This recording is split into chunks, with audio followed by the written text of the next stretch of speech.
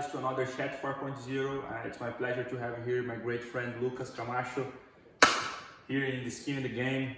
So Lucas, can you introduce a little bit about yourself for us, please? Your school background, where you're from?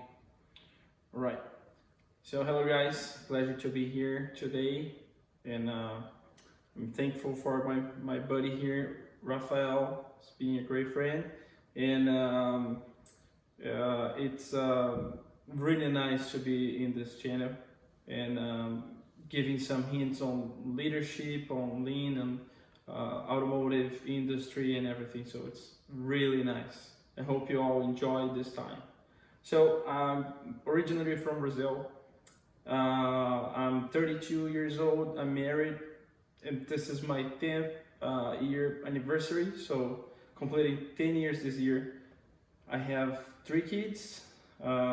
They have twins. They're 2 years old now, turning 3 next year. And I have a daughter. She is a 6-year-old. They all live with me here in the U.S. I graduated in 2011. I'm a BS Electrical and Electronics Engineer by Universidade Federal do Paraná, or Federal University in the state of Paraná in Brazil. And I started that in 2006. I started my first internship in 2007, already in the automotive industry. So this is my 13th year in the automotive industry, which is great. This is everything, it's being always in the automotive industry, which is fantastic.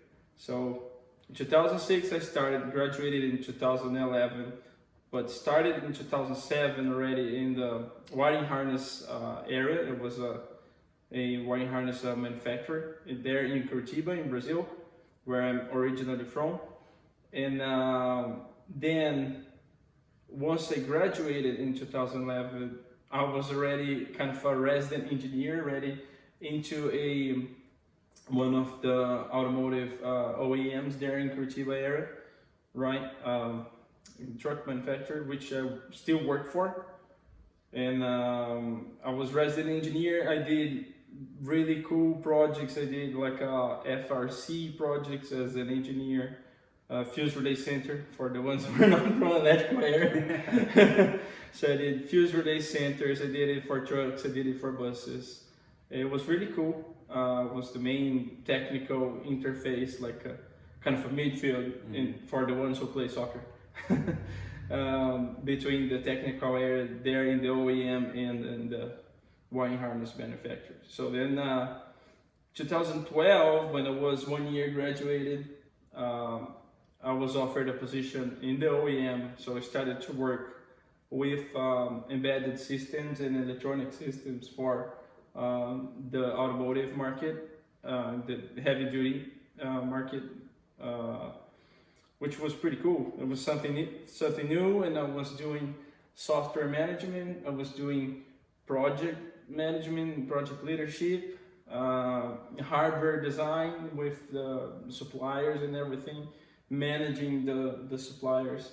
I also did testing, so I was receiving software from the development centers in India or in Sweden or whatever, and I would get that software, put in the truck or in the vehicle and test it. So it was pretty cool. Nice. It was pretty cool, and I did that for 5 years, so 2012 to 2017. And this is when I kind of decided, well, this is what I like. I like the embedded systems, I like the electronics and telecommunications, which was also part of my bachelor's. And I was doing that, and I decided to do a postgrad in embedded systems for the automotive industry. Nice. So that was really deep into the embedded area. So basically this year you're doing 10 years of marriage and also 10 years of working as an engineer, basically. Yeah. 2011. Yeah, I didn't think of that. Each one you're going to celebrate more. I didn't think of that, but yeah, for sure. As an engineer, yeah, it's pretty much about that. Yeah. I married when I was not even graduated, so I was in the 9th grade when I graduated. So yeah, you just brought a big point. Cool. So, I will Don't not, tell my wife. I will not ask you that before talking to your wife. But okay, we can see you have a lot of experience working as an engineer, but can you explain to us what exactly you do today, what is your role and what your team does? Right, of course. So that makes a hook with the stuff we were talking before. So 2017 I started that postgrad, but then I didn't complete because I was offered a position here in the USA, and I moved with all. At that time I didn't have the twins, so they weren't. My wife was pregnant, so it was such a life experience at that time. And We can make a video just about that. but yeah, we can. We can a 2-hour video. And I moved here to work as a senior hardware engineer, and I didn't complete the postgrad. So once I was doing that, there was a major reorganization in my area, and I always had this leadership thing in myself. I always wanted to work with leading people and helping people to develop. And at that time, I thought I was kind of able to and ready to start helping people more than helping myself at that time as an engineer in this company. So I applied for a group manager position, and this is what I've been doing so far. Nice. So since 2018, end of 2018 to be specific, November, when I started as a group manager in the area which I'm responsible for. And what your area does exactly, what your team does? Right, so our group is called Driver Electronics and Vehicle Connectivity, that works with everything that the driver touches in this vehicle and sees. So we work with development of instrument clusters, with secondary information displays or navigation systems. We work with connectivity, so the data that we can manage and we can support the owners of these vehicles with vehicle monitoring, vehicle tracking, that kind of stuff. So everything that the driver touches and everything you can call someone and ask for help kind of is involved in part of that. So we do pretty much what we call application engineer. So we work with for peers in the market side, in the brand side, and we together search for the specific market requirements here, and we develop those requirements. We architect the solutions that we need to fulfill this the market needs over here, and then we do proof of concepts, proof of value. So we develop real kind of a skank work, draft stuff. We get a lot of cables, put in the truck, make it work, give it to the guys in the market, so we can do some research to see how valuable that it is for us. And then it's pretty cool. Once we assess the value, we give it to the development centers, and they develop the solution for us. Nice. So It seems very complicated. How can you explain for us, like in a simple way, step by step of a project? Like the customers, they request for something, or you guys go in the dealers and ask something. How it works that? yeah, there are several ways we capture this input, right? So we rely on internal stakeholders inside the company to be the customer voice. So it's really, our development is based on trust. So first we have methods to measure that. So we can build a prototype, put in a university, ask for feedback on a variety of drivers and stuff like that, And then you pay for some research, and then you get data to kind of be the foundation of your development. So we know what we are doing. So it's It's pretty much like that. That's the first step. Then once we have then, and then we architect the solution. We have like a lot of stakeholders to manage, and we think of a system. Then we break that down into some requirements for kind of a component areas, like the instrument cluster needs to do this, the alarm system or the system that is responsible for the interior lights needs to do this, and then trigger something on the back office, for an example. So the driver can monitor that and maybe unlock the car or the vehicle with his mobile phone. So then we break that down into several requirements. We give it to the development center. We receive a lot of software, pretty much, and then we do what we call integration. So we test the hardware with the software, right? And once we test the hardware with the software, we do several loop tests. Then we release. Our team is also responsible for the product documentation. So we document everything in our internal systems. So I have a curiosity here. We have many different sites around the world, and we probably have different problems around the world. There's a communication, for example, issue that we found here in USA. It can be the same issue that someone has in Europe or in Brazil. And there's like this kind of integration for you guys to check it out. I don't know how it works that. That's the challenge for whatever company that works with global platforms. So we do have global platforms, and that's true. Every time we have a platform issue, then platform issue can appear in whatever market or product is being offered. Nice. So we do have that, and we do have like a lot of sync meetings with the development center, so we can bring these issues, so they can see, okay, people there in Latin America have the same issue, people there in Asia have the same issue. Nice. I think that brought a lot of agility in the project environment, because then we don't have the risk to have two sides working with the same problem. We usually have a really streamlined process to communicate those issues. We have systems that support that. We have ticketing system. We work with Kanban, and then we make sure that we are always working in the right problem. So we can see you have a lot of technical skills, and you also say you start working managing people back in 2018, end of 2018. Yeah. So can you explain for us, how was that transition for you, for a technical position, for a managing people transition, and how was that for you? Say you had a natural calling for leading people, so how was that transition for you?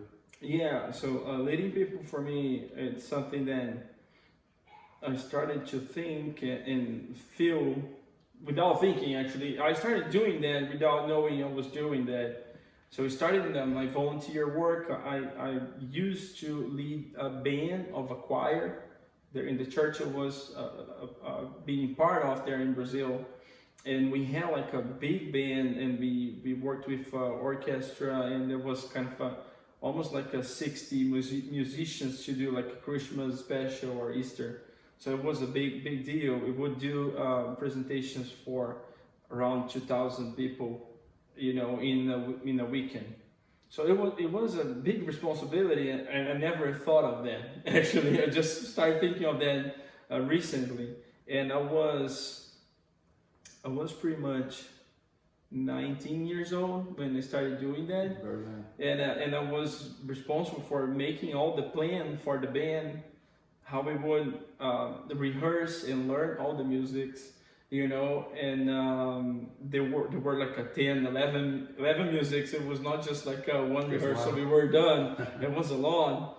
And then I started to kind of like that, and I really like my thing is to see something getting done. I really like to get stuff done, and when I was thinking and seeing the music getting done, that was so rewarding. It was awesome. And then kind of back 2012 more or less, when I joined this company, my pleasure was to get someone that didn't know how to play that much, work with that person. So working in the person's skills to skill them up and make them able to play. So this is how I realized it was more rewarding for me, not just playing with them, but also see the team coming together, conquering something, and skill up people. So that was pretty good for me, and that is pretty much how I decided to jump into the management people. You know, the big challenge today for me is like okay, this is really technical, and I'm from this area, right? So I don't have a problem with the technical issues. But the big problem is that like I cannot do this stuff for them. So you need to be patient and wait until people learn by themselves. So they can learn by themselves and not jumping and solve their problem. It's pretty much like in the band. So I could not, like I'm an electric guitar player. I could not leave my electric to the side, you know, and get the bass and play the bass for the guy. I couldn't do that. It's the same thing now in engineering. Even then, I could do that, I cannot do that. Nice. Otherwise, the people will not grow. So that is the big challenge for me today. I believe. So you probably has a multicultural team with people for different places all over the world. Mm-hmm. How is that challenge for you, and what do you do to get engagement with your team? Because much more bigger and different cultures in the team probably will have more. I'll not say difficult, but you have more challenge to get engagement of the team. So how is that for you? How much multicultural is your team? Right. My team is really diverse. It's fantastic actually. That's being the team I started to build. I was able to hire people for this team. Nice. Unfortunately, I had people leaving the team. We had to move people around different areas because of the pandemic and everything. But it's super diverse. I have different ages. I have people kind of over almost like 60s, and I have like a really new and young engineers like 20s, 23, 4, and I have people I have boys and girls. I have people from Turkey, Nigeria, Latin America, Sweden, USA. Probably the Latin Americans are the worst. No, that's the worst. I don't trust those guys. Especially Brazilians. No. So if you can avoid to hire Brazilian, please do it. It is fantastic. Every culture react different to the jokes. They have a different kind of humor. They have different kinds of reactions depending on how you drive stuff. Some cultures will react more to feedback. Some other ones will enjoy it a little bit more. So it's really a thing. You can tell it's fantastic. And they came with so different backgrounds and ideas. So some of the guys, you need to make them speak up a little more, and that can be because of culture, right? And some of the guys will naturally be more outspoken, and I need to hold those guys so everyone can have the chance to add to the discussions that we have as a group. What do you do to get engagement of everybody that you have there, like with so many diversity? We do a lot of. I spend a lot of time with individuals, so I would say a lot of percentage of my time. I would say about 30% I work with, mainly now with the pandemic and conversations individually to understand how they react better and they can engage more. We do, now that we cannot be together, we do a lot of virtual video meetings where we just get together to work on the team energy, and talk about the problems we are facing together, and also not just like a professional problems, but life problems or things that they're doing, just to be a team, because working virtually is so different now than working in the office, right? So we do a lot of those. We used to do strategic meetings, like we would go together in a place and spend like a full day and that was and really working hard and having fun at the same time. Mm-hmm. So merging it a little bit more than just like having a separate time. This is fun. This is hard work. It was both together. That was really engaging. People would really engage on that. So those are the things we are kind of trying to make them engage more. What is managing people for you, leading people? If you could define that for yourself, what is that for you? Managing people is unleash potential. It's breaking chains. It's helping people to see what they cannot see on themselves. Nice. For me, this is leading people. So for me, it's like when in the end of the day, they say, I never thought I could do that. And they did it. And I learned that from the music. The guy said, I never thought I could play that, and I played it. So yeah, you can do it. So that's for me leading people. Nice. And like we are a channel here that we like to talk about lean manufacturing and industry subjects. What is lean for you, and if you see the lean being applicable on the electric engineer or in that specific area? Because we see a lot of lean in manufacturing plants and things like that, but in the electronic area, how is that for you?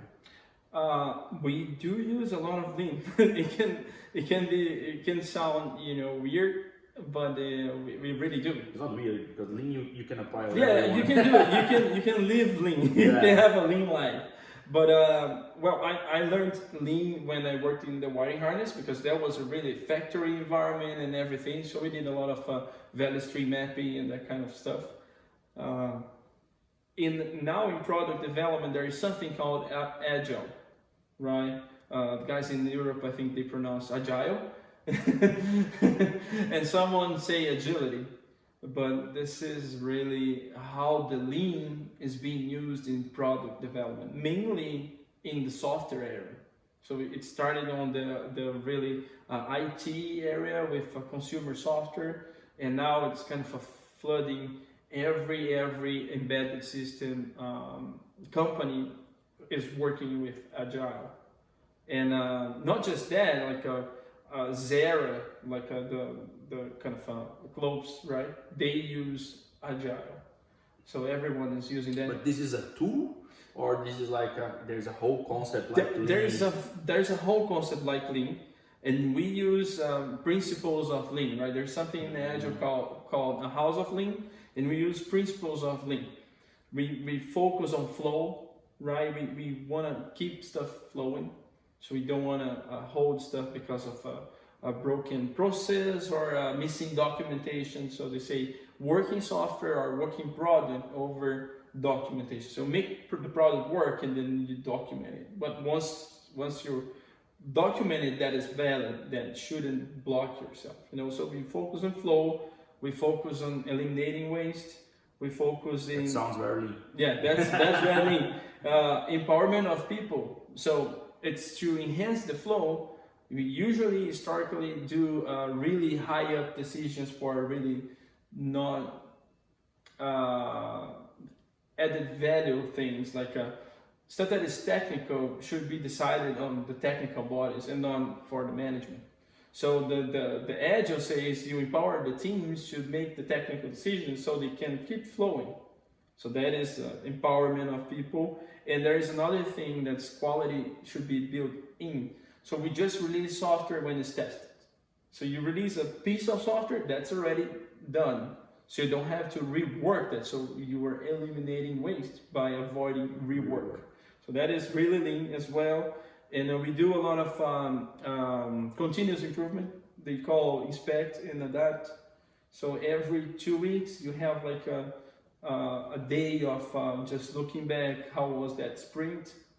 That's another thing that they use the Scrum. It's kind of a Kanban, but it's not a Kanban. They use Kanban as support. And every 2 weeks you look back, say what we did wrong, that we could have done better. Nice. Really lean as well. So we use lean all the time, pretty much. That is nice. Yeah. Like, how old are you today? I'm 32. 32. Okay. Something's wrong, but not that's not I look like point. 45, but I'm 32. If you could return when you were 18, like 30 years ago, what advice you do for yourself, or if you could do something different, what would be that? I wouldn't do anything different because I've been lean. I never made a mistake. No, just kidding. I think as I getting more mature and having more experiences in the life and everything, it's a heck of a life so far. But I would say dream more. Risk more.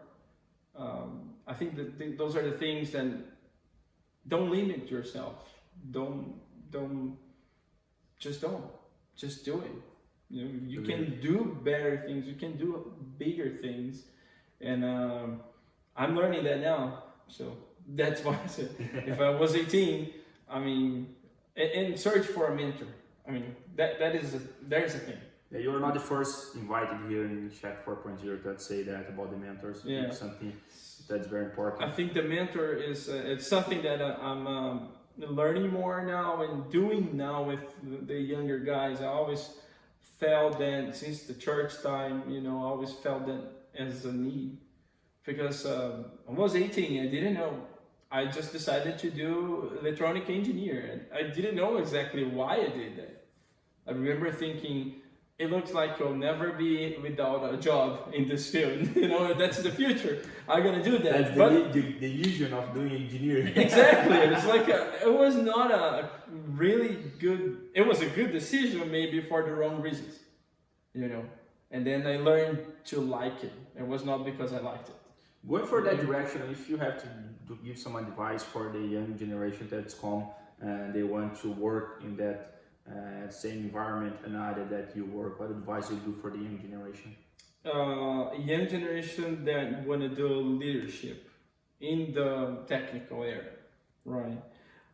I think a good advice would be lead yourself before you lead the others. That is a big thing that I've been working on, and it's really neat. Know yourself, because leadership, again, is about finding the gold inside people. To find the gold inside people, you're gonna find the gold inside yourself first. So you gotta know yourself, know your standard in answers to the problems, know your good points, know your areas of improvement. That is really a good thing that we all should be doing. And the third thing is work yourself out your emotional intelligence. That is the most. I think that's the challenge for this generation. Yeah, for this and for the next one. That's the most important skill for now and for the future. Emotional intelligence. So that is something that we should be working in. Talking about the future, where do you see the automotive industry in the next 5 to 10 years? Well, I'm working on the 5 to so if I tell you, so 10 to 20 years. I won't talk about 10 to 15 then. But 10 to 15, I see a major boost on battery electrical vehicles, all the segments, passenger and heavy duty vehicles, light vehicles, heavy duty vehicles, transport and leisure, and huge increase of the battery electric vehicles. I see a big push for automation in some segments, not a fully automated in the next 15 years, in my opinion, in as a commercial vehicle. We are not getting rid of drivers at all. I don't see that coming.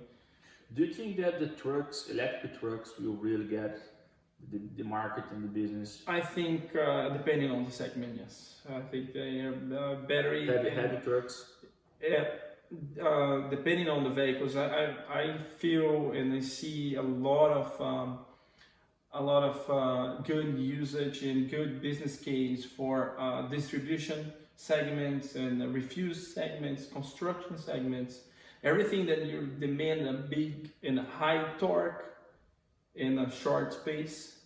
I think it's really suitable. But I think for long distance, like if you have a truck that need to cross the country, because That depends a lot of infrastructure. yeah, that would say like to implement the electric truck, you need to have a huge investment on infrastructure for the country. Yeah, but you can work in hybrid. You can work with fuel cells. I mean, there's several startups doing this today, and they are all exploring those ideas. But I see that first, if I would bet, I would bet the short distance, intercity, and distribution trucks and refuse. Those will be the first ones. Then probably kind of a medium haul, maybe for the trucking and transport industry. For cars, you're already seeing Tesla. You're seeing Polestar. I mean, it's doable, but you need the infrastructure. I think that's the future. There's no way back. No. You just need to adapt, and the future is going to be that. Yeah, and I think the third. So for me, the future has a triangle. It is battery electric vehicles, automation, and business models. So I mean, all the spare part business and everything will change dramatically, in my perspective. We'll have a lot less oil filters. And engine cylinders and everything. But I think everything is replaced. Like we want to not have more oil. But the maintenance on an electric engine, electric motor, is really lower than in a combustion engine. So that for me is we will probably be exploring business models, probably rental of cars, or probably like instead of owning your own car, you would rent it for a lower price than. It's going to be more service than so just service. Sell the product. I think that's the 3 areas. Nice. We are getting the end here, Lucas. It's been a very nice talk here with you. Can you advise us a book to read to everybody who's watching us? Making the segue on that question about the advice. I mean, that is a book to help with that. I mean, and that has been a really my first management book, I would say, because management is not about working, it's not about my career anymore, it's about my team, it's about my group, it's every one of them, I need to develop it. I mean, for me, the golden will be when I see them growing, right? So the book, it's about lead yourself, it's for self-leadership, it's called Habitudes. It's written by Dr. Elmore. It's a fantastic book. It's a collection for young leaders. So, and they work with self-leadership. So lead yourself before leading the others. Nice. We're going to put that book on the description of the video, guys. Lucas, thank you very much for the talk here, for your time. It's a pleasure to have you here and the Skin in the Game Chat 4.0. You're a great guy, man. Thank you. Thank you, man. Thank you all. Hope you all enjoy it. Thank you. See you in the next one. Bye.